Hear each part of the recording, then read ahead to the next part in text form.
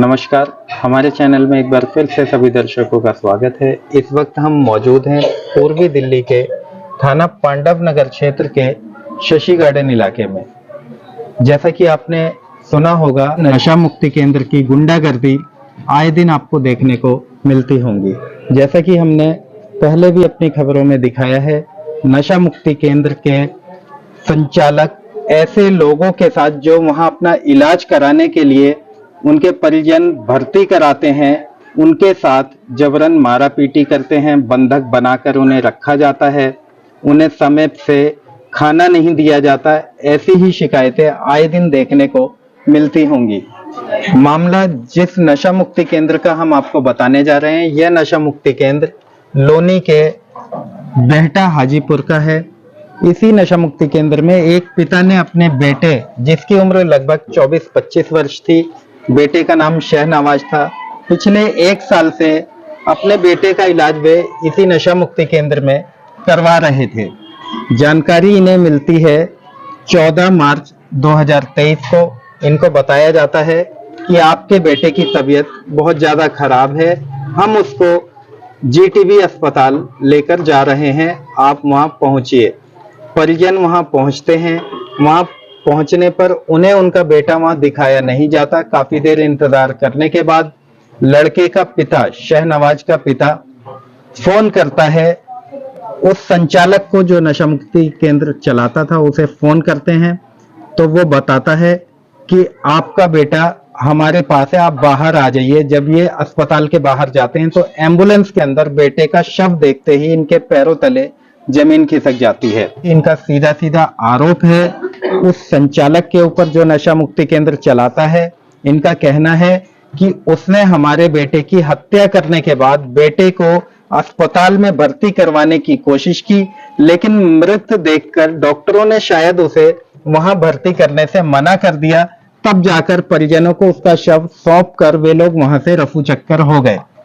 पीड़ित परिजनों ने स्थानीय थाना पांडव नगर में न्याय के लिए गुहार लगाई। इन्होंने पीसीआर पे कॉल करके पुलिस को इस घटना की जानकारी दी। पुलिस ने शव को कब्जे में लेकर पोस्टमार्टम के लिए नजदीकी अस्पताल लाल बहादुर शास्त्री भेजा, जहां पे डॉक्टरों ने शव की स्थिति खराब देखकर यहां पोस्टमार्टम करने से मना कर दिया। शव को जीटीबी अस्पताल भेजा जाता है, जहां उसका पोस्टमार्टम तो कर दिया गया, लेकिन अभी तक 18 दिन, लगभग 18 दिन बीत जाने के बाद भी परिजनों को पोस्टमार्टम रिपोर्ट नहीं सौंपी गई है। परिजनों को शक है कि शायद पुलिस की मिलीभगत से इस पोस्टमार्टम रिपोर्ट में देरी की जा रही है, कहीं ना कहीं इन्हें बरगलाया जा रहा है, जिससे कि यह मामला ठंडा हो जाए। हम सीधा जुड़ेंगे पीड़ित परिजनों से, आखिर इनको क्या लगता है। कहीं ना कहीं पुलिस की कार्यशैली पर भी ये सवाल खड़े कर रहे हैं। इनका कहना है कि पुलिस की कार्रवाई से हम बिल्कुल भी संतुष्ट नहीं हैं। इनका कहना है जिस वक्त ये थाना पांडव नगर गए थे, नशा मुक्ति केंद्र का संचालक कासिम इसी केस के आईओ से आराम से बैठकर, टेबल पे बैठकर बात कर रहा था। कहीं ना कहीं इनको लगता है कि एक मुलजिम के साथ पुलिस इतना अच्छा बर्ताव कर रही है तो पुलिस इन्हें इंसाफ कैसे दिलाएगी। अब हम जुड़ेंगे पीड़ित परिजनों से और जानेंगे क्या है पूरा मामला, आखिर क्यों संतुष्ट नहीं है यह परिवार पुलिस की कार्यशैली से। कौन सा नशा करता था आपका बेटा और आपने कौन से सेंटर में उसे भर्ती किया था, कौन से नशा मुक्ति केंद्र? सर ये लोनी में है, बेटा में, और नव फाउंडेशन है, नवशक्ति फाउंडेशन, उसमें एडमिट किया था मैंने उसको। 1 साल हो गया ईद पे 1 साल हो गया था पूरा। और उन्होंने एक बार मेरे को कॉल की थी तो उन्होंने मेरे को बताया था कि आपका लड़का खाना वाना नहीं खा रहा है और गुस्से में है और वो ऐसे कह रहा है। तो मैंने कहा ठीक है, मैं आपको संडे को आऊंगा। तो मेरे आपकी संडे को जो है मेरे गुर्दे में दर्द उठ आया, मैं जीवन अनमोल में एडमिट हो गया जाकर के। 12:30 बजे मुझे वहां से डिस्चार्ज कर दिया। 9 तारीख को उनका कॉल आया मेरे पास, तो मैंने उनको बताया, मैंने कहा मेरे पास पैसे भी रखे हुए हैं तुम्हारे, और मैं आपकी संडे को तो नहीं आ पाया, मगर आपके संडे को मैं आऊंगा, उसे बोल देना। उससे मैंने ये भी पूछा मैं राजा कहाँ है, तो कहने लगा वो नीचे उसमें वीआईपी रूम में है। अच्छा, आपके बेटे को राजा भी बोलते थे? हाँ, राजा उर्फ शाहनवाज, शाहनवाज उर्फ राजा। जी। तो बोले नीचे वीआईपी रूम में है। मैंने कहा सही है, बोले हाँ सही है। तो अब 9 तारीख को मेरी बात हुई है, तो 14 तारीख को एक्सपायर कैसे हो गया वो?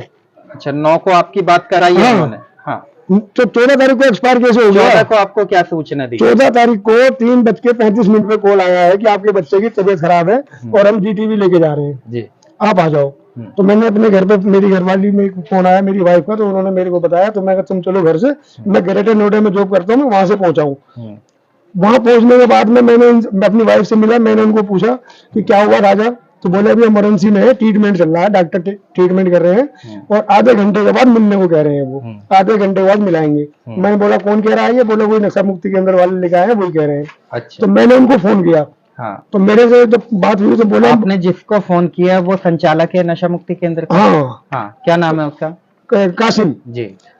तो वो मेरे से बोला कि मैं बाहर खड़ा हुआ हूँ, बाहर आ जाओ। कासिम बोला? हाँ। अब मैं जब बाहर गया हूँ तो मैंने उनसे पूछा, कम से कम आधा 1 किलोमीटर दूर पे उनकी एम्बुलेंस खड़ी हुई थी। मैं जब पहुंचा, मैंने कहा राजा कहाँ है? तो बोले वो ये एम्बुलेंस के अंदर है।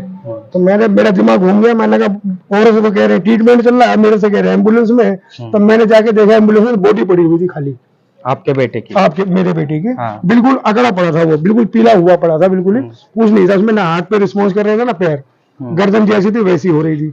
तो बॉडी देखने से आपको क्या महसूस बॉडी देखने के बाद मेरा दिमाग काम नहीं किया, मेरा जवान लड़का था, मेरी 2 बच्चे हैं छोटे छोटे उसके। हाँ, नहीं बॉडी देखने के बाद आपको कैसा लगा? अभी अभी मौत हुई है। मेरे को कुछ समझ में नहीं आया था, मैं बॉडी देख के पागल हो गया था, मेरा कुछ नहीं सूझ रहा था। मेरा बेटा था मेरे साथ में, मैं उनसे भी बोला, मैंने कहा साहब आप घर लेके चलो।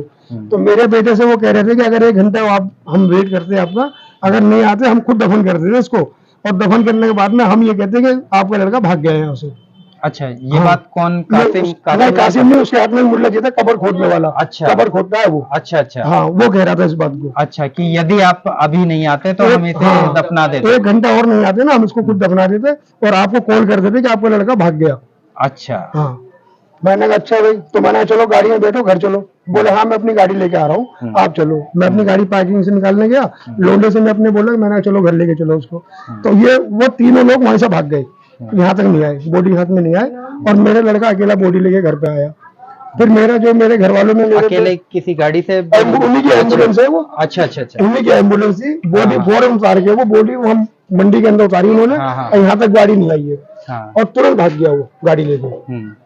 ये बोला भाई पैसे ले जा, वो पैसे मांग रहा था। तो ये मेरा लड़का बोला भाई पैसे मैं क्यों दूंगा, पैसे तो वही देंगे ना।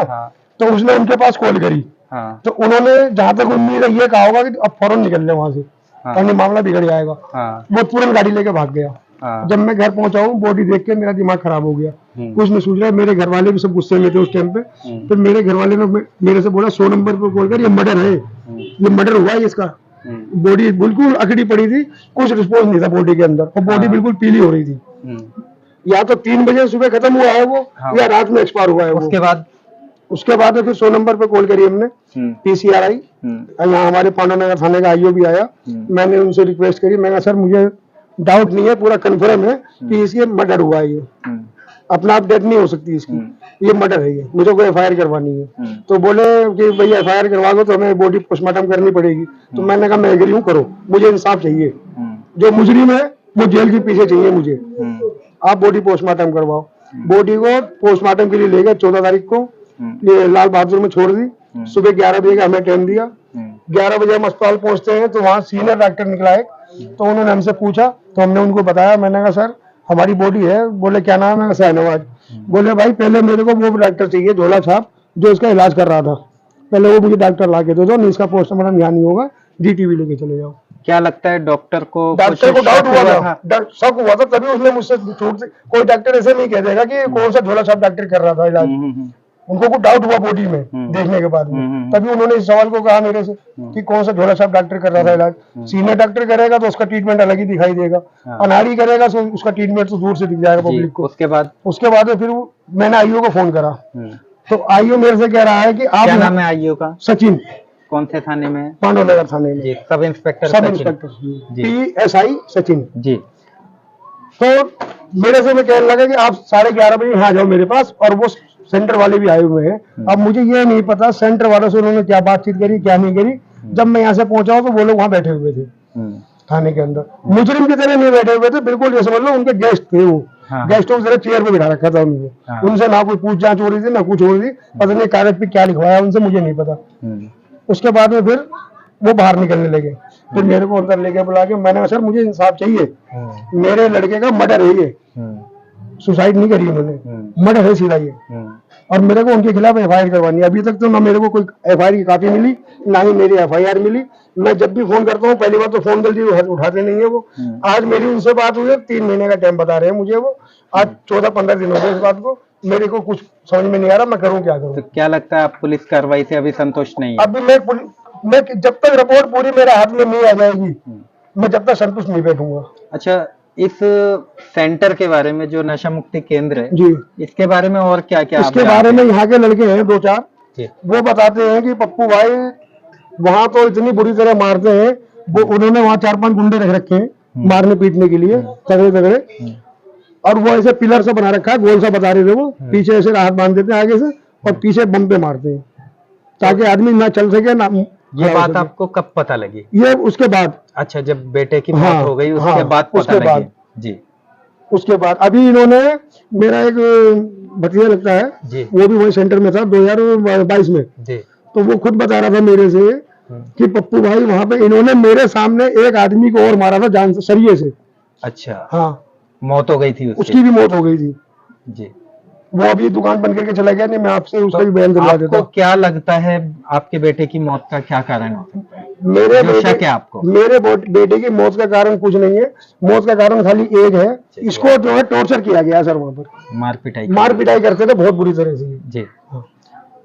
क्यों 2000 जब मैंने पिछली साल छोड़ा था इसको, तो कभी भी अगर तो यहाँ से कोई भी लड़का गया ठीक ठाक गया ना नशेड़ी, तो वहाँ सूख जाता है बिल्कुल, पता नहीं क्या तो कहीं ना कहीं आपको पूरा शक है मार पिटाई के चक्कर में कहीं इसके अंदर भी चोट लगी है। और जिस वक्त उसकी बॉडी को अस्पताल में आपने देखा, तो क्या लगता है उसकी मौत पहले ही हुई थी? क्यों यहाँ जब पुलिस वाले आए थे बॉडी लेने के लिए, तो मैंने उनसे भी पूछा था, मैंने कहा सर आप तो पुलिस वाले हो, आपको तो हर चीज के बारे में नॉलेज है, हमसे ज्यादा नॉलेज है, यहाँ के मेरे डॉक्टर भी हैं, उनसे भी मैंने मालूम करी थी बॉडी एक्सपायर होने के कितने घंटे तक ऐसी नहीं है, तो 12 घंटे का टाइम होता है इसका। अच्छा, शरीर अकड़ गया था बिल्कुल लकड़ी की तरह, सीधा नहीं हो रहा था, ना पैर ना हाथ, जैसे हमारा हाथ मुड़ता है ना ऐसे मुड़ता है बॉडी। अगर अभी 2-4 घंटे 5 घंटे पहले एक्सपायर हुई है तो हाथ पैर ऐसे चलेगा ना, उसका कुछ नहीं हो रहा था, कुछ भी नहीं, और नाक से पानी बह रहा था उसका नीला नीला। तो कहीं ना कहीं आपको लगता है उसकी हत्या की गई? बिल्कुल मर्डर है, खुला मर्डर है सर ये। तो पुलिस प्रशासन से आप क्या चाहते हैं? पुलिस प्रशासन से मैं ये चाहता हूँ उनके खिलाफ कार्रवाई हो, उनके साथ में बिल्कुल सख्ती बरती जाए, नॉर्मल नहीं जैसे और मुजरिम के साथ में होती है। तो मेरे बच्चे तो गया, वहाँ और भी बच्चे हैं, ये नशा मुक्ति केंद्र वहाँ का बंद होना चाहिए। ये दिल्ली के बंद जैसे करवाती है गवर्नमेंट ने, ऐसे यूपी की गवर्नमेंट भी उसको बंद करवाए वहाँ के, ये टॉर्चर खत्म हो जाए। क्योंकि मेरा तो और भी बच्चे हैं, चलो ऊपर वाले ने रखे, किसी का तो एक ही बच्चा है वो वहाँ पड़ा हुआ है, अगर खुदा ना खास्ता उसको कुछ हो गया तो उसके घर वालों को कौन देखेगा? पहली बात तो वो टॉर्चर खाना बंद हो उसका और उसको सजा हो, तो औरों के बच्चों के हाथ में ऐसा अन्याय नहीं होना चाहिए। जैसा कि अभी आपने देखा, पीड़ित परिवार हमारे बीच में था। इनका सीधा सीधा आरोप है नशा मुक्ति केंद्र के संचालक के ऊपर, जो लोग वहां केयर टेकर थे उनके ऊपर। इनको शक है कहीं ना कहीं शहनवाज की मार पिटाई करके हत्या कर दी गई, जिसके बाद शव को जीटीबी अस्पताल पहुंचाया गया, जहां डॉक्टरों ने लेने से मना कर दिया। तब जाकर उन्होंने परिजनों को सूचित किया कि आपके बेटे की तबीयत खराब है, जबकि इनके बेटे की मौत पहले ही हो चुकी थी। अब देखना यह होगा कि इस मामले में पुलिस क्या संज्ञान लेती है, क्या आरोपी सलाखों के पीछे जाएंगे या पुलिस की मिलीभगत से खुले ही घूमते रहेंगे। ऐसी ही तमाम खबरों के लिए हमारे साथ बने रहिए। मैं आकाश मौर्य, न्यूज़ 24 मीडिया के लिए दिल्ली से।